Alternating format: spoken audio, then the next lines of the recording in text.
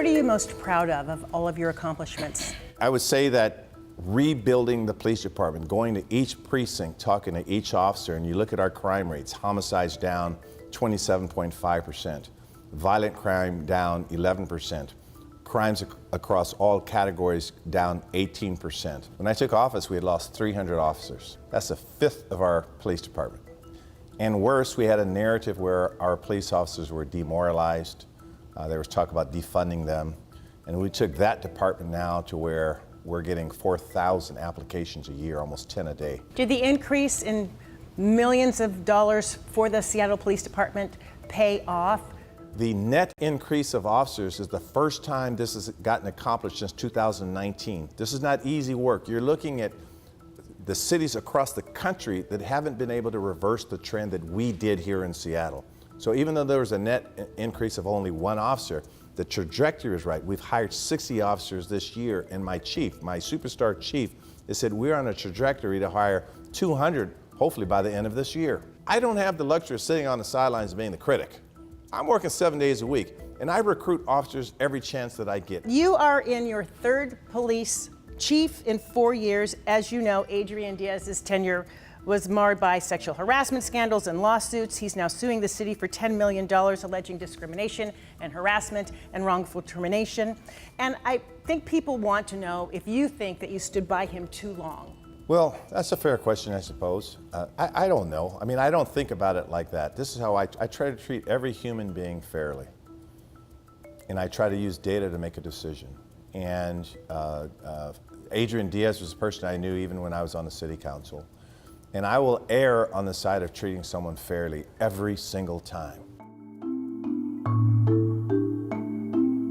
Let's talk about affordable housing. I know that you're familiar with a recent poll that was done.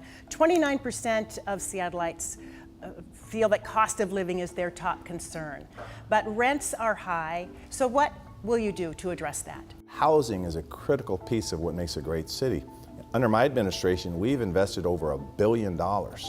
And we passed a $970 million housing levy to make sure that we are rapidly and aggressively addressing affordable housing. So what we've done is we've looked at, first of all, our comprehensive plan, and we've addressed the need for over 300,000 units that I've proposed around neighborhood centers. And so we looked at all 84 square miles of our city to say, how can we embrace growth?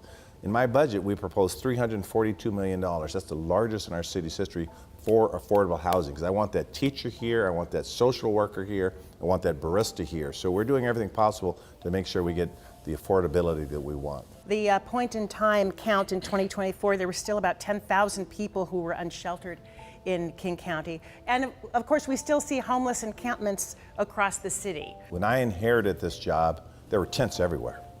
RVs everywhere. People were living in cold conditions, incredible heat conditions, and I said, not under my administration. So we rapidly made sure that our housing strategies under a housing first approach would house these folks. And you saw a removal of over 80% of the encampments. We put in more money than the county, but I do not get any funds from my neighbors, whether it's Tukwila or Kent or Federal Way or Renton or Bellevue or Mercer Island. 85% of the tiny homes in the county are in Seattle.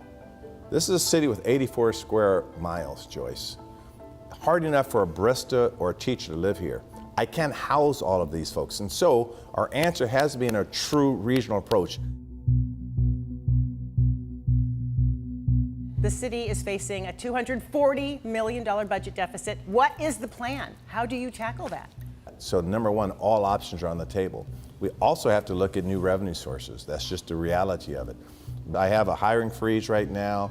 I have a hold on contracts, travel, and so we're doing all those things. But again, I can't just cut $240 million out of the budget without everyone's quality of life being affected, and that is the goal, to make sure our core services are optimal during this fiscal challenge. The Downtown Seattle Association has reported 88 new businesses, 3,000 residential units added in 2024, but the vacancy rate's still pretty high. So what is the plan to recruit more businesses into downtown? The FIFA games, which is going to be huge, and we're talking about 11 Super Bowls here in the city, but we're also talking about the revitalization of the Seattle Center, where the fan zone would be. We have a robust a strategic plan for the Seattle Center, and FIFA will put us on the world stage. We now have a women's professional hockey team. So we're the only major city to have a soccer team, a basketball team, and now a hockey team. This is all a trajectory to put Seattle on the map the way it deserves to be on the map. So FIFA is give us the excuse to dress up. You brought up sports. When are we going to get the Sonics? Yes. First of all, I'm very optimistic, and I don't want to get in front of my skis on this one, but it's very clear that both our market and Las Vegas are I think the best markets, and so we are ready. Are there buyers in position? I mean, are we ready for an NBA team? Yes, yes, yes, and yes. You know, I don't want to say almost weekly meetings on what we're trying to do here. I am committed to doing everything possible to getting a team back. Finally, Mayor, politics is a tough business. So why do you do it? I have to do this. This is the most consequential race in my career. And I've won 4 elections because our nation is in crisis. And I honestly believe that the answers for our country are found right here in Seattle. We're smart, we're committed, we love our people, and we love our climate, our fight against climate change. We are well read, we believe in education. I believe the answers are here. So that's why this race is so important to me, and that's why I'm re-upping to do it another term. Bruce Harrell's re-election bid not without its challenges. He faces a growing field of candidates, including Ry Armstrong, a member of Seattle's LGBTQ Commission, Katie Wilson, co-founder of the Transit Riders Union, several others across the political spectrum. The filing deadline is this Friday, May 9th, the primary election August 5th, with the general set for this coming November. We plan to interview the leading challengers in the weeks ahead.